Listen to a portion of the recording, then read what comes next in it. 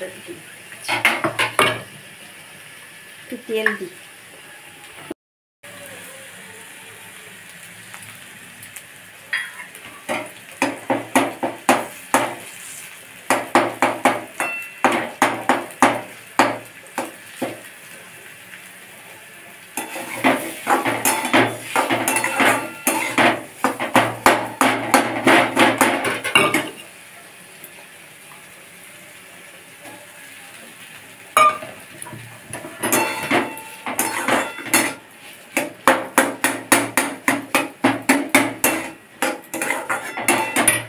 লবণ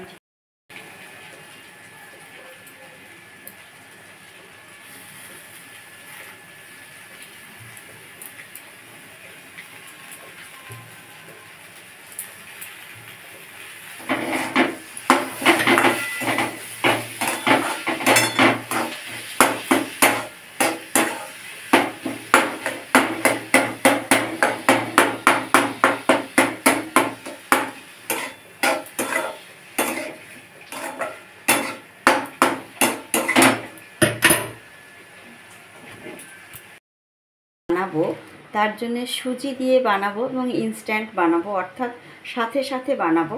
সেই জন্যে মিক্সিতে ঘুরিয়ে নেব। সেটা মোটা সুজি হোক আর ছোটো দানা সুজি হোক, সেটা মিক্সিতে সবটাই ঘুরিয়ে নিতে হবে। তাই জন্যে এখানে আমি 1 কাপ অর্থাৎ 200 সুজি দিব। 200 সুজি, 1 কাপ সুজি দিলে তার রেশিওটা হচ্ছে, অর্থাৎ পরিমাপটা হচ্ছে 1/2 কাপ টক দই। 1 কাপ সুজি দিয়েছি, 1/2 কাপ টক দই দিন। এই রেশিওতে আপনারা করবেন। আর দেব পরিমাণ মতো লবণ। এই ধরুন ছোটো চামচের 1 চামচ আমি লবণ দিলাম, যা এটা কিন্তু স্বাদ অনুযায়ী লবণটা। এবার যেটা করব, দইয়ের কাপটা আমি ধুয়ে দিচ্ছি, কিন্তু আসলে সুজির কাপ অনুযায়ী জল লাগবে।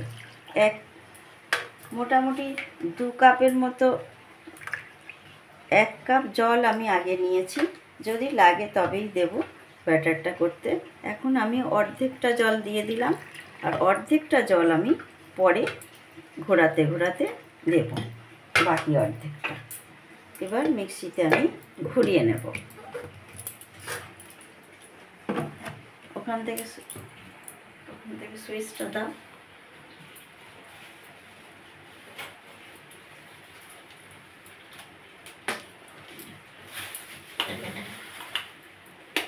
কোথায় সুইচ দাও?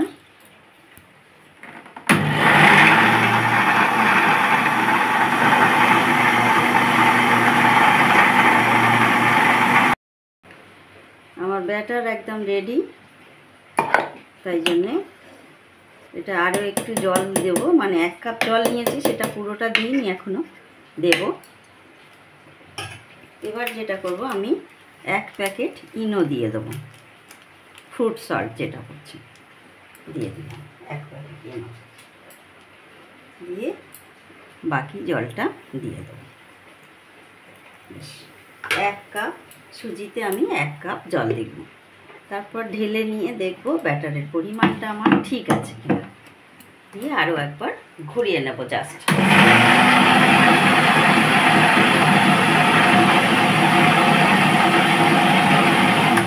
ব্যাস হয়ে গেল। এবার আমি ঢেলে নেব ব্যাটার।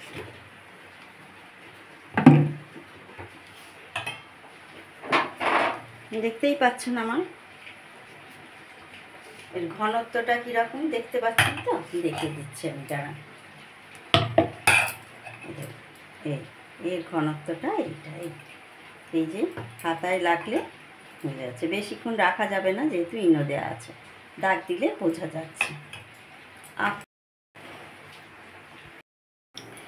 আপ্পাম হচ্ছে আমাদের এখানে ভারতবর্ষের দক্ষিণ ভারতের একটা খাবার, যেমন ইডলি, ধোসা।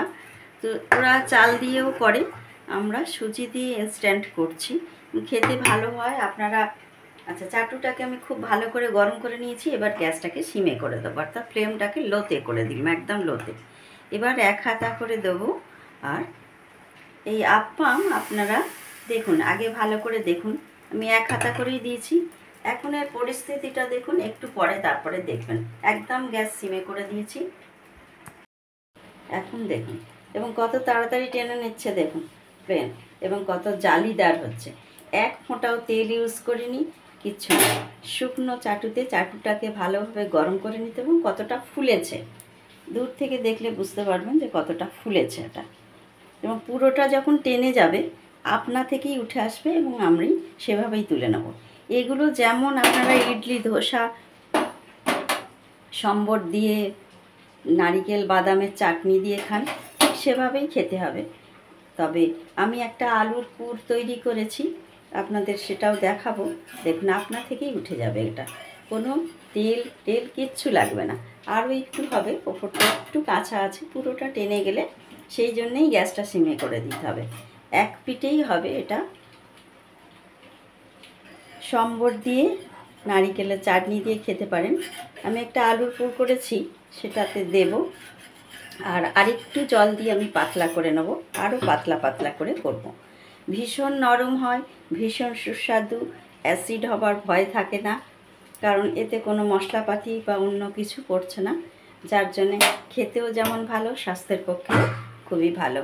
এটা রাত্রিবেলার খাবার হিসেবে আমরা করছি, সন্ধ্যাবেলার জল খাবার হিসেবে বা নাস্তা হিসেবেও বানাতে পারেন। 1 কাপ সুজিতেই অনেকগুলোই হয়ে যাবে, আর আমাদের সেটাতেই রাতের খাবার হয়ে যাবে। আমি আজকে সম্বর বা নারকেলের চাটনি কিছু বানাইনি, দেখে নিতে পারেন। 2 পিঠ উল্টানোর দরকার হয় না, দেখুন এই রকম হয়ে যাবে 1 পিঠ, এবং পুরোটাই তেল ছাড়াই আমি তৈরি করব। আমার হয়ে গেছে, নামিয়ে নেব। আবারও 1 হাতা আমি চাটুতে দিয়ে দিয়েছি, এবং কোনো তেল ছাড়াই শুকনো চাটুতে তাওয়াটা ভালোভাবে, তাওয়া বলুন চাটু বলুন, ভালোভাবে গরম করে নেবেন আগে। নিয়ে গ্যাসটাকে একেবারে লো, যদি কাঠেতেও করেন তাহলে আগে চাটুটাকে ভালো করে গরম নিয়ে তারপরে হালকা আঁচে করবেন, তাহলে যেমন আপনা থেকেই উঠে আসবে, কোনো তেল কিচ্ছু লাগবে না। আমি যে আলুর পুরটা করে রেখেছি, সেই আলুর পুরটা এবারে দেবো, অল্প করে দিয়ে দেবো। আপনাদের যেরকম প্রয়োজন হয়, এই আলুর পুরেতে আপনারা পেঁয়াজও দিতে পারেন, আমি পেঁয়াজ দিইনি। এবার যেটা করব, এটাকে একটু মুড়ে নেব। আমার এই মুড়ে নেব, নিয়ে এইভাবে পুর ভরেও আপ্পামটা করতে পারেন, অথবা আপনারা প্লেন করে সম্বর দিয়ে বা নারিকেলের চাটনি দিয়ে করতে পারেন। আজ আমার যদি চিকেন আছে, ওটা নষ্ট হবে, সেই জন্য আমি আর কোনো সম্বর বা করি। দেখুন, পুর ভরা আপ্পাম। অনুরোধ রইল পুরো ভিডিওটা দেখার, তাহলে সম্পূর্ণ পদ্ধতিটা আপনারা দেখতে পাবেন। আবারও আমি একটা দেবো, আমায় কিছুই করতে হবে না, জাস্ট ঢেলে দেয়া হাতায় করে নিয়ে। এইভাবে আমি প্রতিটা করে ফিরে আসছি। আরও একটা পুর দিয়ে কড়া দেখিয়ে দিচ্ছি। তবে আলুর যে পুরটা করবেন, আলুটা তো সেদ্ধ করে নেবেন, এবার আলুটা ভাঙার সময় একদম মিহি করে নেবেন না, যেমন আলু ভাতেটাতে মাখি সেরম না, একটু গোটা গোটা থাকলে সেটা যখন মুখে পড়বে তখন কিন্তু ভালো লাগবে। এই খুন্তিটা দিয়ে আমি উল্টে দিলাম, দিয়ে এই খুন্তিটা দিয়ে চেপে দিলাম, এই হয়ে গেল আমার পুর ভরা আপ্পাম। এই নামিয়ে নিলাম। এমনিও খেতে পারেন, আর এই পুর ভরেও খেতে পারেন। আর আমার আপ্পামের এই রেসিপি আপনাদের যদি ভালো লেগে থাকে, বা আমার ভিডিওগুলো আমার চ্যানেলে ভালো লেগে থাকে, তাহলে অবশ্যই লাইক, কমেন্ট, শেয়ার করবেন, আর সাবস্ক্রাইব করে পাশে থাকা বেল আইকনটাকে প্রেস করতে একেবারেই ভুলবেন না। সবাই ভালো থাকুন, সুস্থ থাকুন, সাবধানে থাকুন। সবাইকে অনেক অনেক ধন্যবাদ জানাই আমার পাশে থাকার জন্যে, আমার সাথে থাকার জন্যে। এইভাবে একটা একটা করে শুকনো খোলায় তেল ছাড়াই করে নিন আপ্পাম রেসিপি, যেটা আমাদের দক্ষিণ ভারতীয় খাবার হলেও খুবই সুস্বাদু এবং স্বাস্থ্যকর। আমার 1 কাপ সুজিতে টোটাল 11টা আপ্পাম হয়েছে। দেখুন, গরম তো, তাও দেখাচ্ছি আপনাদের, ভীষণ গরম, তো খুবই নরম, হাতের মুঠোয় চলে আসছে, এতটাই নরম তুলতুলে হয়েছে এবং জালিদার হয়েছে। প্রতিটা যদি দেখেন ভালো করে, প্রতিটা খুব সুন্দর জালিদার হয়েছে। এটাকে সরিয়ে দিলাম, দিয়ে পরেরটাকে দেখালাম জালিদার। দেখুন, প্রতিটা আমি যদি তুলে দেখাই আপনাদের, প্রতিটা জালিদার হয়েছে, সুন্দর হয়েছে। 1 কাপ অর্থাৎ 200 গ্রাম সুজিতে 1 প্যাকেট ইনো, হাফ কাপ দই আর ছোটো চামচের একটু মানে আপনাদের স্বাদ মতো লবণটা দেবেন। 6টা আমার পুর ভরা হয়েছে, দেখতেই পাচ্ছেন, পুরে ঠাসা আপ্পাম। আর এগুলো আমি প্লেন রেখেছি।